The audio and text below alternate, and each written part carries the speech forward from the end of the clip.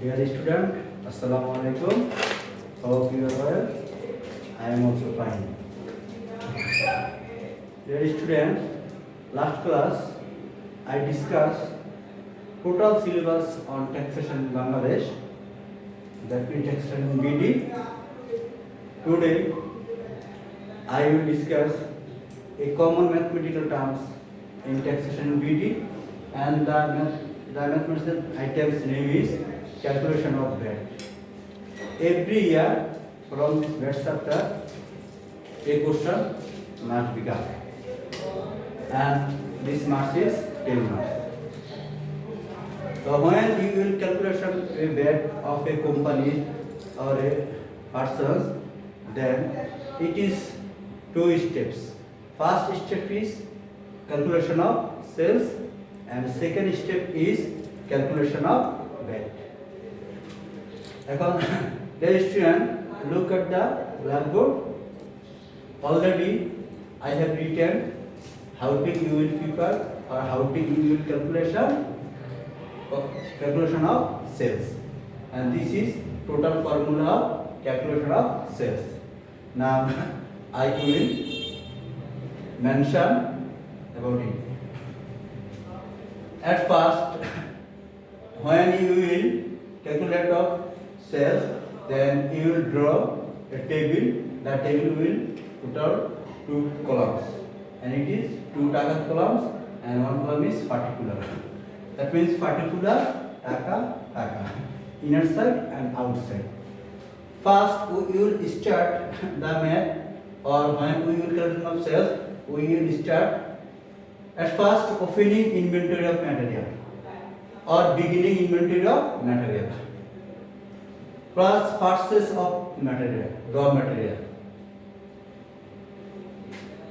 যোগ করার পর যা হবে সেখান থেকে আমরা মাইনাস করব এন্ডিং ইনভেন্টরি অফ র ম্যাটেরিয়াল। মাইনাস করার পরে যেটা থাকবে সেটা আউট কলামে লিখব, এবং সেটাকে আমরা লিখব র ম্যাটেরিয়াল ইউজড, অথবা অনেকে বলে র ম্যাটেরিয়াল কনজিউমড, একই কথা। তাহলে র ম্যাটেরিয়াল ইউজড অর র ম্যাটেরিয়াল কনজিউমড আমরা কিভাবে বের করব? আবার একটু বলি।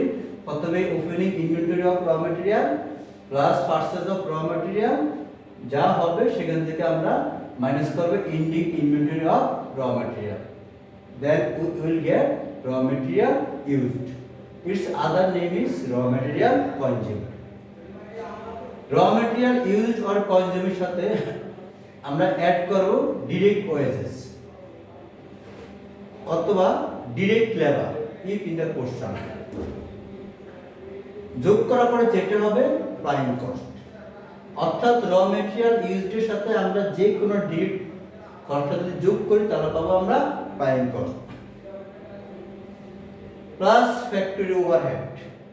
প্রাইম কস্টের সাথে আমরা ফ্যাক্টরি ওভারহেডটা যোগ করব, তাহলে যে অ্যানসারটা আমরা পাবো সেটাকে আমরা লিখব cost of production. Cost of প্রোডাকশনের সাথে আমরা যেটা যোগ করব ওপেনিং ওয়ার্ক ইন প্রসেস, এবং যেটা বাদ করব এন্ডিং ওয়ার্ক ইন প্রসেস। যোগ এবং বিয়োগ করার পরে যে অ্যানসারটা পাবো সেটাকে আমরা বলবো cost of goods manufacture.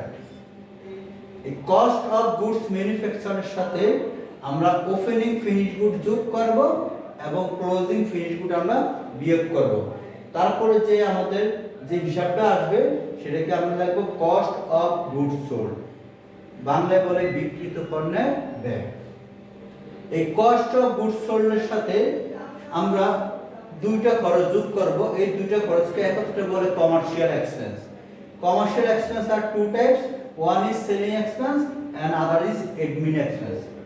And selling expense are different items, যেমন salesman salaries, salesman's commission, bad debt, etc. And admin expense means some example of admin expense such as office expense or office salaries, etc.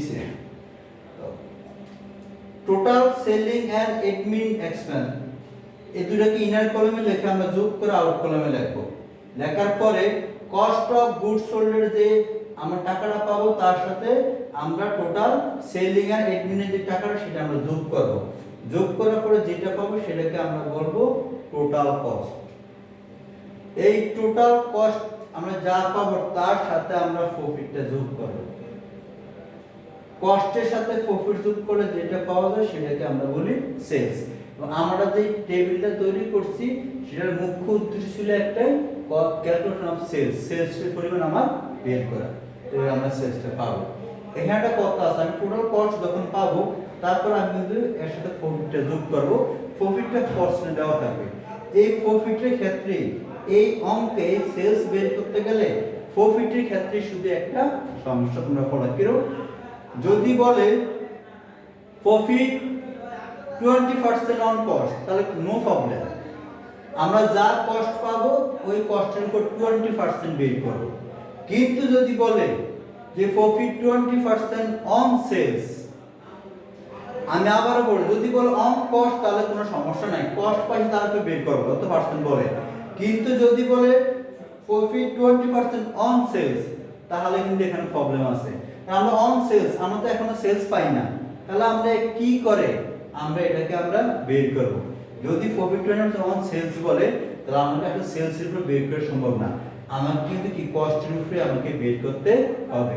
সেই ক্ষেত্রে একটা মুখস্থ নিয়ম আমি যদি আসছে সেটা বলে দিই।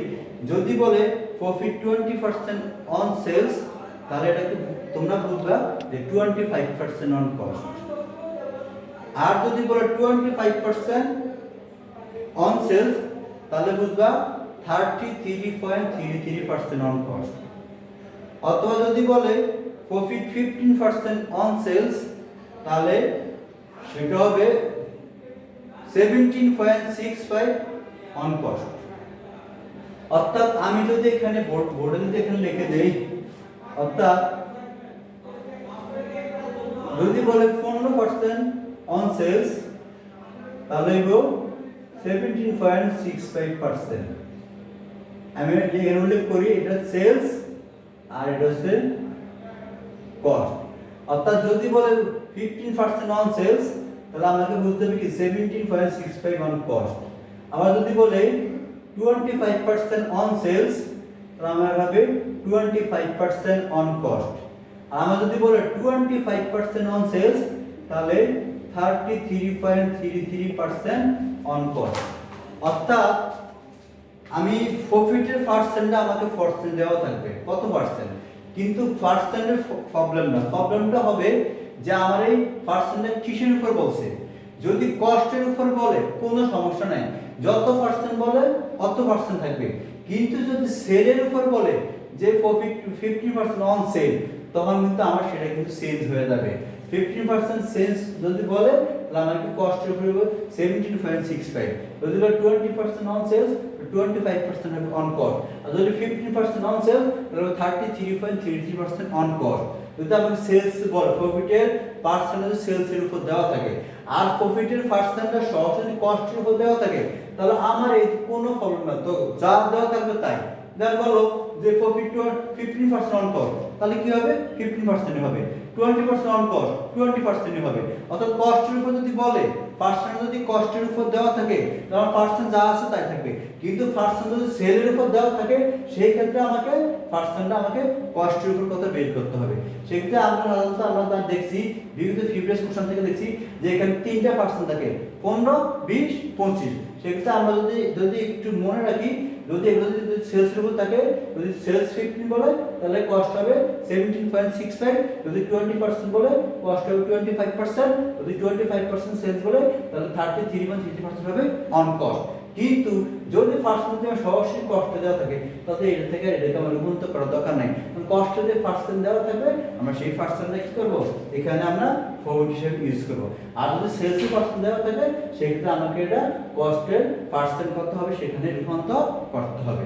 Dear student, at first time I told them when we use calculation of that then it will be total two method. Two method means two items. At first calculation of sales table, then you will prepare calculation of that. Without calculation of sales, you will not to able to do find out that of a company. অর্থাৎ তুমি sales নির্ণয় করা ছাড়া তুমি কোনো কোম্পানির বা কোনো ব্যক্তি তুমি ভ্যাট নির্ণয় করতে পারবা না। ভ্যাট তো ব্যক্তি হয় না, ভ্যাট সাধারণত কোনো প্রতিষ্ঠানে যে কয়টা হয় তার ভ্যাট লাগবে যাও। কারণ এটা করতে গেলে আমাকে প্রত্যেকটা সেলসটা করতে হবে এবং সেলসের ক্ষেত্রে এই যে আমি একটার পরে একটা যে ধাপ, কোনটা পরে কোনটা, এই ধাপটা কিন্তু আমাকে সুন্দরভাবে আমাকে এটা মেনশন করতে হবে। যেমন এট ফার্স্ট আমি প্রথমে বলছিলাম, প্রথম যেটা আসবে opening inventory of material plus purchase of র ম্যাটেরিয়াল। আমরা যোগ করব, যা পাবো তা এখানে লিখবো। এই টোটাল যোগফল থেকে মাইনাস করব ইন্ডিং ইনভেন্টরি অফ র ম্যাটেরিয়াল। মাইনাস করার পরে যেটা পাবো সেটাকে আমরা বলবো র ম্যাটেরিয়াল ইউজড আর র ম্যাটেরিয়াল কনজিউম। সেক্ষেত্রে তার সাথে আমরা ডিরেক্ট যে কোনো খরচ যোগ করব। থাকতে পারে ডিরেক্ট ওয়েজেস, থাকতে পারে ডিরেক্ট লেবার, এগুলো আমরা যোগ করব।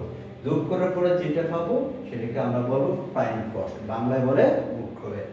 এই প্রাইম কস্টের সাথে আমরা অ্যাড করব ফ্যাক্টরি ওভারহেড।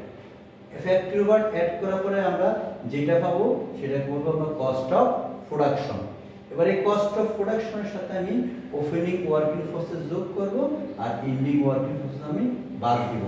যোগ এবং বাদ করার পরে যেটা পাবো সেটাকে বলবো কস্ট অফ গুডস ম্যানুফ্যাকচার।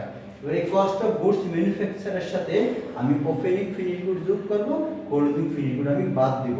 বাদ দেওয়ার পরে যেটা পাবো সেটাকে বলে আমার কস্ট অফ গুডস সোল্ড, বাংলায় বলে বিক্রিত পণ্যের ব্যয়। এবার এই বিক্রিত পণ্যের ব্যয়ের সাথে আমি কমার্শিয়াল এক্সপেন্স যোগ করব। Commercial expense are two types, one is selling expense and other is admin expense. That is totals and other is commercial expense. তো কস্ট অফ গুডস হতে আমরা এই দুটো খরচ ইনার কলামে লিখে যোগ করব।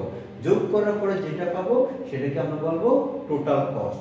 টোটাল কস্ট আমরা এখানে লিখলাম, অথবা এটাকে অনেকে বলে কস্ট অফ সেলস, একই কথা। এবার টোটাল কস্টের সাথে আমি প্রফিটটা যোগ করব। টোটাল কস্টের সাথে প্রফিট যোগ করলে আমি সেলস পাওয়া যাব। এখন এই টেবিলটা করার মুখ্য উদ্দেশ্য ছিল একটা কি, ক্যালকুলেশন অফ সেলস, অর্থাৎ সেলস বা বিক্রয় নির্ণয় করা। আমি এখানে সেলস পেয়ে গেলাম। এই হচ্ছে ব্যাট নির্ণয় করার, বলছিলাম কি টোটাল দুইটা টেবিল লাগে, একটা হচ্ছে সেলসের টেবিল আর সেকেন্ড হচ্ছে ব্যাট নির্ণয় করার টেবিল। তো আমাদের মূল টেবিল এটাই।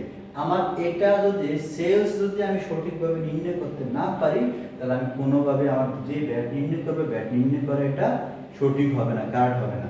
এখানে আগে আমাকে সঠিকভাবে, সঠিক ওয়েতে আমাকে এই ফর্মুলা দিয়ে আমাকে আগে সঠিক সেলসটা আমাকে নির্ণয় করতে হবে। অর্থাৎ ওই কোম্পানির বা প্রতিষ্ঠানের সেলসটা কত ছিল, আমরা সবসময় ব্যাটটা সেলসের উপরে ধরবো, এই আমাকে সেলসটা বের করতে হবে। সেই ক্ষেত্রে তোমরা এখন থেকে আজকে আমি যে টেবিলটা লিখলাম তোমরা এটা প্রয়োজনে বাসা বসে খুব সুন্দরভাবে তোমরা লিখবা।